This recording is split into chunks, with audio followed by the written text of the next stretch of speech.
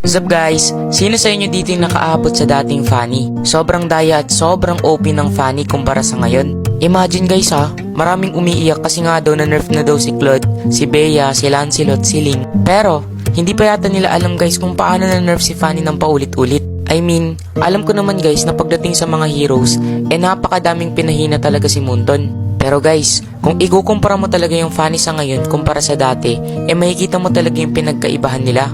Alala ko pa dati guys si Fanny kayang-kaya niyang i-wall spam yung turtle. Ngayon hirap na yung Fanny guys, especially pag naaagawan siya ng purple buff kasi sobrang dali na lang sa kanyang maubusan ng energy.